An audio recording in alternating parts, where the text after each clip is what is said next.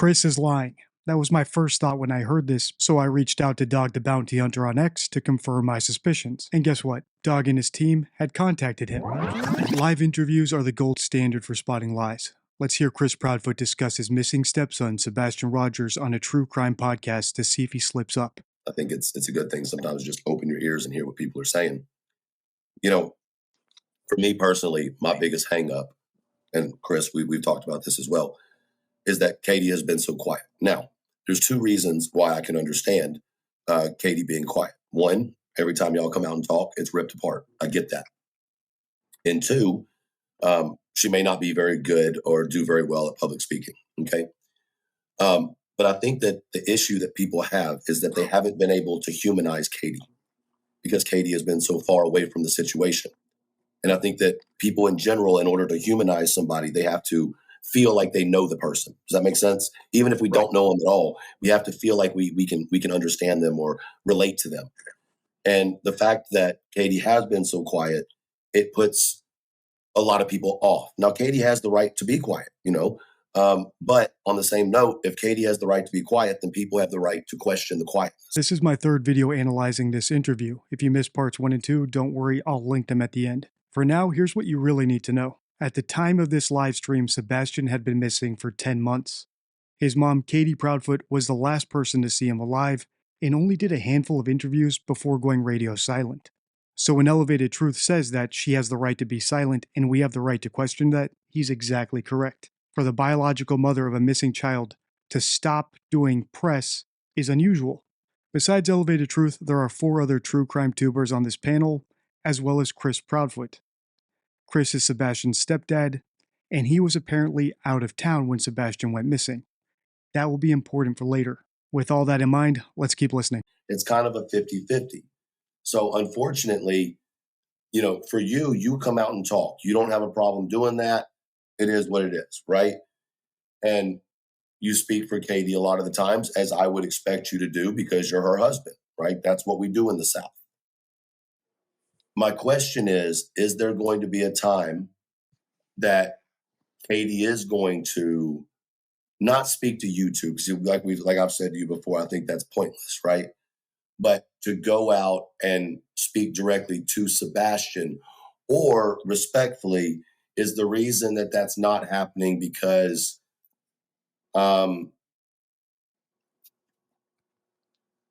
you're worried about whether he would be able to hear it or not? Like, is there a reason that she hasn't directly addressed him? She has, in some interviews, directly addressed him, especially when people ask the question if Sebastian could hear you right now or he's watching this. Katie has addressed Sebastian directly. On your screen now is my missing child presser checklist. These are 7 things that parents of missing children do spontaneously when they have an audience. In other words, these aren't things that they're coached to do by the police or the FBI or their attorneys. They just stem from the nature of the situation, the uncertainty about what happened, the curiosity about where their kid is right now and what they're going through, the undying hope that their kid will be found or return home, and the overwhelming instinct to get their kid back at any cost. Now, if parents don't do all these things, does that mean they're guilty? Of course not. But it does suggest that we should investigate further. If you've seen my videos about Michael Monkey Vaughn's mom or Gannon Stouch's biological mom, you'll know that they did all these things unprompted, no matter how big the audience they were talking to was. Like Chris said, Katie did directly address Sebastian through the media, a key item on the checklist. The only issue is she had to be prompted to do it, which Chris also said. And that's why I can't give Katie full points. For the checklist to give us insight into her mind state, she needs to do these things spontaneously, not at the request of the interviewer. But that's still better than Chris, who we can't give any points at all. Even when Elevated Truth brings up the notion of addressing Sebastian through the media, Chris still doesn't do it. Is he that certain that Sebastian isn't watching?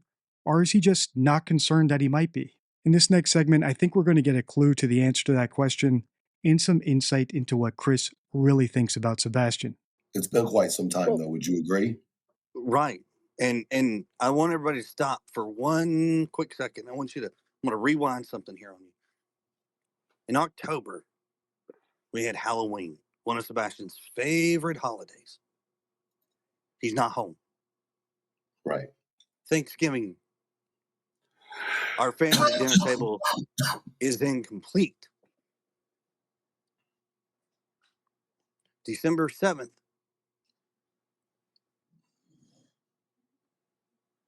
people couldn't leave the day alone. Sure couldn't. Christmas is coming up. Once again, we have an incomplete holiday. New Year's.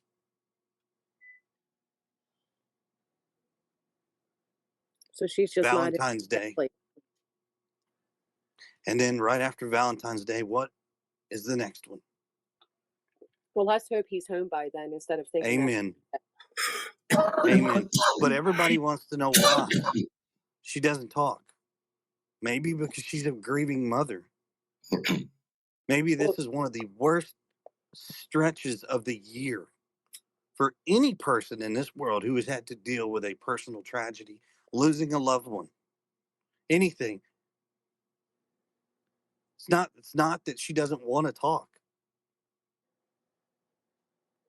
but respecting the fact.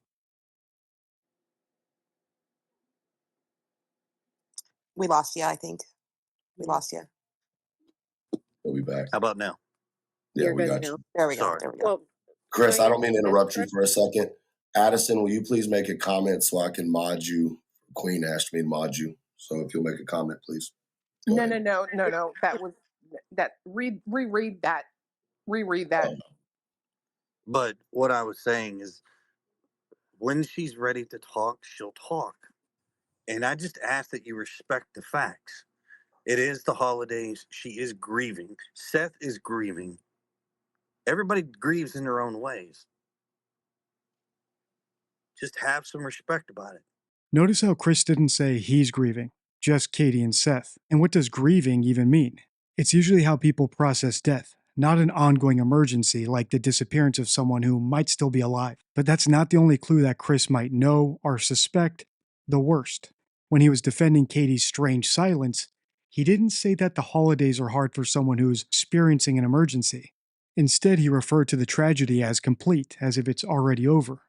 But when your child is missing, it's not over until you have answers. If I'm being charitable, I would say that Chris seems pessimistic about the odds of Sebastian being alive. If I'm not, I would say it's more than that. A lot of people are saying that you guys aren't doing anything. Is there things that you guys are doing that you're just not broadcasting? We Eh, don't can- broadcast what we do because it doesn't, one, like you said before, it gets twisted. Mhm. And secondly, sometimes not having what we do broadcasted is actually a lot more effective because we can focus on doing what we need to do. Finding Sebastian, looking into things, whatever we need to do, sometimes it's best not publicized. Yeah. I mean, look, You know, as I I put out a photo of everybody searching, and that's torn apart, right? well, Mhm. and I'm going to put this out there, and I can't, God, I can't stand this for the life of me. Well, can I just say something? There are things Oh, good. that I have personally heard, and this is not from Chris and Katie. Okay, there was a situation talking. Y'all know we've been in the neighborhood talking to people. I'm gonna cry. Don't fucking judge me. But there was a neighbor who said the day after he went missing, Katie stepped outside and they just heard this like blood curdling scream.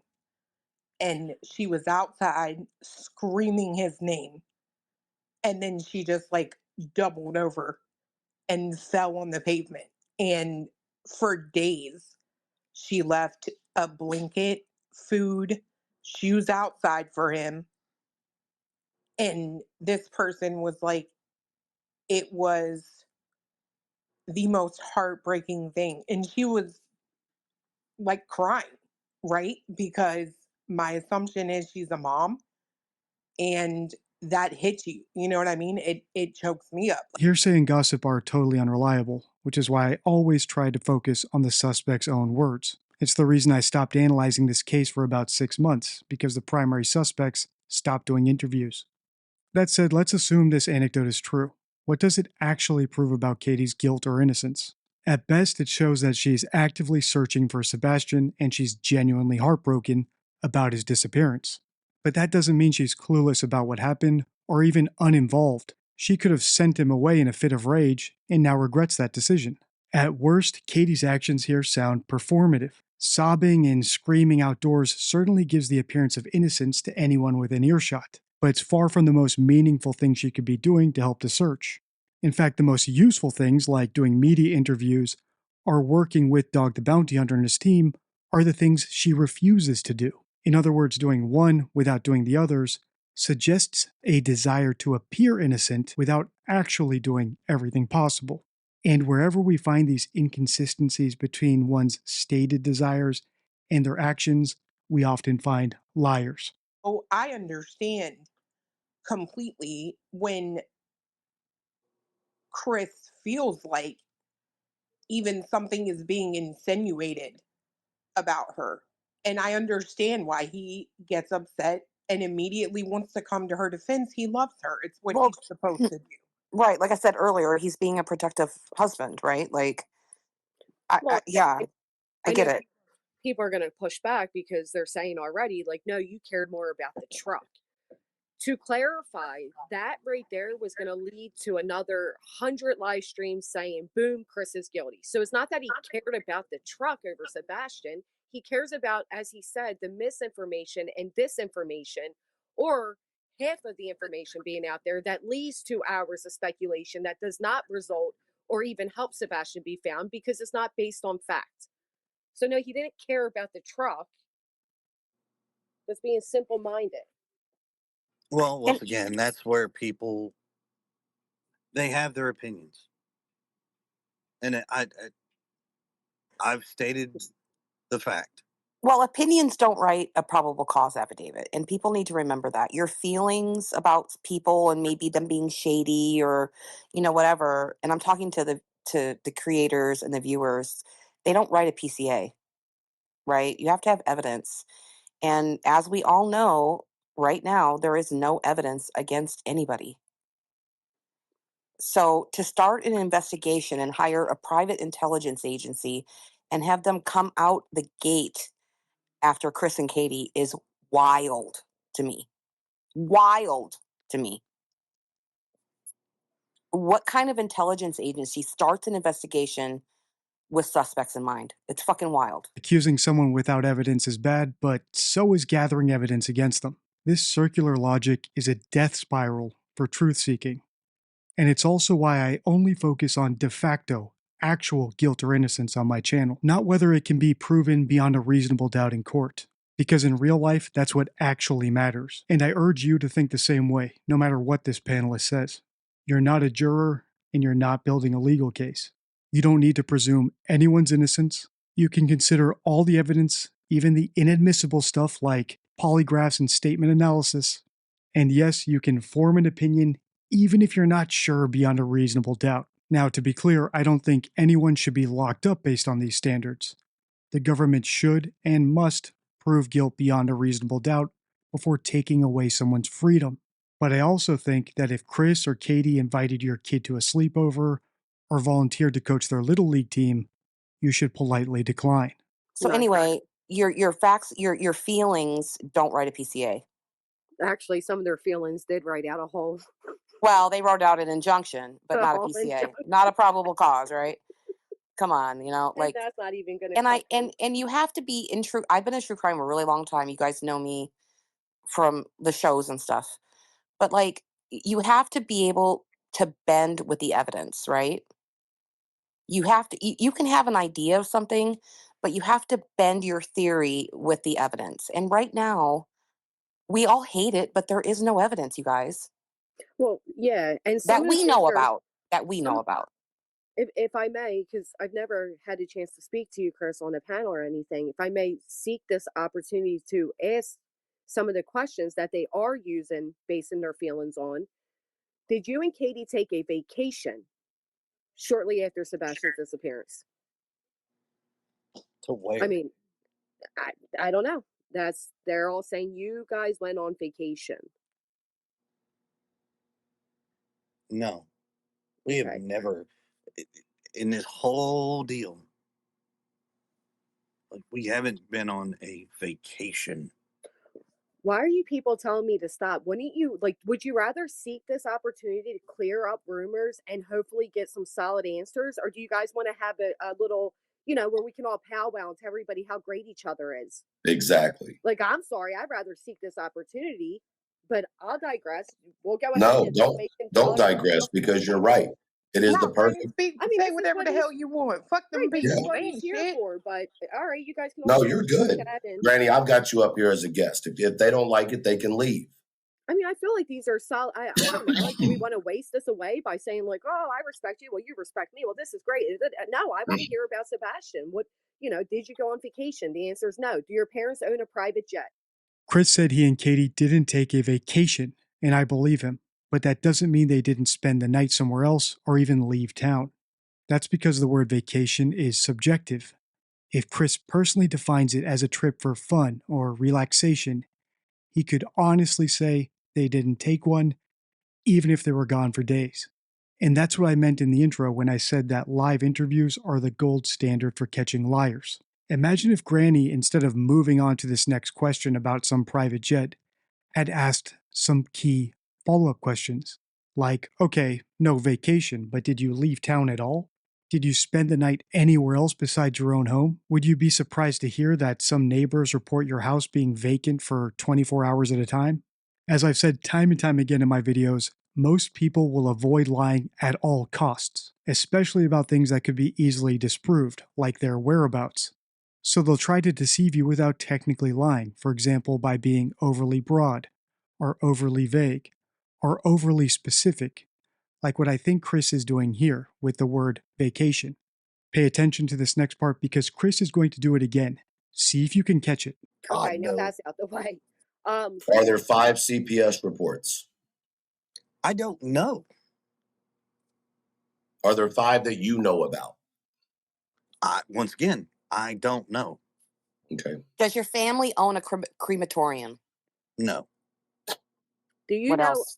Do you know the relative of Yada or Yada? Yala, what's her name? Anybody? Her name Oh, is yeah, Yada. Yada. yada. Katie's Aunt Yada. Can you tell us anything? Does she know Katie? Is she a close relative? Is she a real relative? She may be a real relative, but I will tell you this: that woman doesn't know Katie. I couldn't tell you last time she saw Katie, and I will say this because of the negative things that she has said. I hope she hears when I say this. She's not that important to Katie to Mm, give two flying shits about. fair enough. Now, Chris, your mother has recently been vocal, and I assume it is in protection of you. People keep making jokes like "mama's boy" and all that, but I'll be damned, we'd all do the same for our kids. But she is going at it. Is that really your mother's account on Facebook? Are you aware? Is that a real account? My mother does have a Facebook account. Unless you show me what you're referring to, I don't know. Yeah. Keep in mind, there have been people out there that have made accounts saying they're me, and they're not. We saw that in the backstage. Oh, yeah, I have another one. Were you and Katie in Oregon in March? Nope. Okay. Were you ever suing a company when you were a janitor? Yeah, First, never been a janitor, and I I haven't didn't sued a think so. company. that Okay. that that gentleman is from Pennsylvania, and Yes, he is. they intentionally put that up there to make it appear as this Chris Proudfoot, damn well knowing they are two separate people. I know. Mhm. I know. I'm just asking because you gotta get it out, right? And here's another one, and you can, of course, as you always feel comfortable saying, I'm not answering. But is it true that you all rented out your house over the summer? Oh my we God. we haven't sold our house. We haven't rented our house. We haven't moved. We still live in the same house. Or the Like, dogs. Or the dogs. Let's clear that up. The dogs still there. Yeah, the When you dogs are were still there.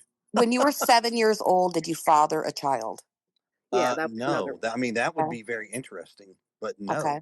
no, no, that Has didn't. Dog the Bounty Hunter knocked down your door? no. Okay. No. Dog the Bounty Hunter has yet to even try to contact me directly. Oh, Okay. interesting. Okay. So I'll put that out there. Chris is lying. That was my first thought when I heard this because the word directly wasn't part of the question. Chris added that in himself, so I reached out to Dog the Bounty Hunter on X to confirm my suspicions. And guess what? Dog and his team had contacted him. His denial was so specific and subjective, it was technically true. But was it misleading and deceptive? Absolutely. If he'd done this under oath, where you have to swear to tell the truth, the whole truth, and nothing but the truth, I could see a judge holding him in contempt. But in the real world, we don't have that luxury. Your best defense against these clever verbal gymnastics are pointed follow up questions. Okay, Chris, Dog didn't directly contact you, but has he attempted to contact you? Have he or any of his people tried contacting Katie or your attorneys? There's quite a few of them. So let me get out my notebook. But no, seriously. So are you aware, or do you have a neighbor near you that is in contact with YouTubers that you're aware of? I, I don't know who does what in my neighborhood, Okay. other than the households that we've been able to talk to, and they've been extremely helpful in the very beginning of the investigation, and even until now, they have. There might be one or two who do not. One, most of my neighborhood doesn't even know us. Right. They've never even spoken to us. It is a quiet neighborhood. It's sad that once again it goes back to YouTube and people just doing things just to be malicious. Yeah. Now I have another question. So I'm sure you're aware the Texas Roadhouse footage that had came out, and I'm sorry that that was released on his birthday. I can't fathom what that did to you, Katie, and even Seth. But in That that was footage, bullshit. are you aware? Did Sebastian have a cell phone with him that night? I don't know. I wasn't there. Okay. And then I guess would you want to know then what Kate if Katie was taking photos of Sebastian, and if so, where they like did she send you a photo of him that night at the Texas Roadhouse, or do you have any idea Yes, what those photos yes, were? she took a photo. Yes, law enforcement knows exactly what the photo was and who it went to. And to clarify that, it went to me. And I'm gonna guess that his face is kind of in his salad eating. Yes. It's actually showing him eating all of his food. Yeah, so of course they can't use that for the TBI poster, right? Like Right. it's not a frontal face picture. It's dimly lit. And it's not like Katie and Chris or Seth pick the picture TBI uses, you guys. Well, that was my next question. So I've been curious about this myself. Why does it appear that every photo we have available of Sebastian is at a younger age and does not fit with what he looks like today? So, any of the photos that Katie and I have been able to provide to law enforcement have been the most accurate, up to date photos.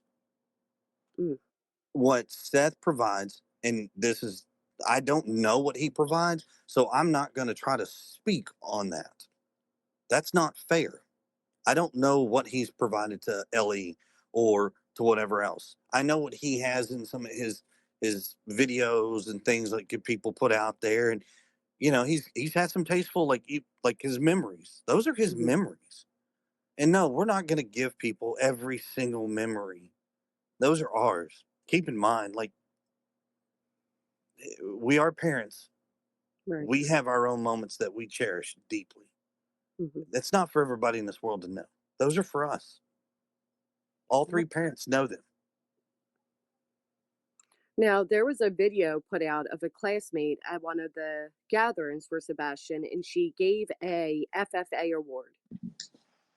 Were you aware that he was supposedly doing this class via the internet? I don't know anything about it, so I can't speak on that. And this is going to be a tougher question. Again, you don't have to answer, but were you mandated not to be allowed in the house in the month of February? No, I was never mandated not to be at my house. Okay. You said on the Nancy Grace show that you were last in the house at the beginning of February, but that you couldn't say why, or I can't remember the No, I exact said I verbiage. couldn't tell you the exact date, and I'm Oh, okay. still not going Okay. to tell you the exact date. If I guessed it, would you tell me? Once again, ma'am, I'm sorry, but that is I'm one teasing. thing that law enforcement asked not to be released. Oh, I'm, interesting. Okay. and I said that in an interview a long time ago. Hmm. Law Now this enforcement does not want that information out there. I am not releasing it. It's just know the last time I saw Sebastian was early February okay. until I came home February 26th. That's all I can tell you. Okay. I Now understand. this green hoodie guy. Do you know anything about that? Can Katie explain, or can you explain why this gentleman was next to the car? What that actual, like, what was happening in that footage? Is that footage correct? Um, what I can tell you about that is law enforcement has talked to Katie. They've answered, she's been able to answer all their questions. And once again, there is nothing to that situation. I mean, law enforcement even put out a statement. Has nothing to do with it. Has nothing. Katie was seen on camera talking to a mystery man while Chris was out of town on work. He's not suspicious at all about that? And how about when he said that lots of their neighbors have never even spoken to them? As the parents of a missing kid, I would have expected them to initiate those conversations. If your kid goes missing, wouldn't one of the first things you do is go around and canvass the neighborhood and knock on all the neighbors' doors? It's very suspicious that they haven't spoken to every single one of their neighbors. And finally, if we take Chris at his literal word, he said that he hadn't seen Sebastian from the beginning of February until the 26th, which is supposedly after Sebastian had gone missing. Now, maybe Chris means that he hadn't seen him in a new photo or a new video, but according to his own story, Katie had sent him a picture of Sebastian from the Texas Roadhouse Grill. So wouldn't that have been the most recent time he saw Sebastian before the 26th?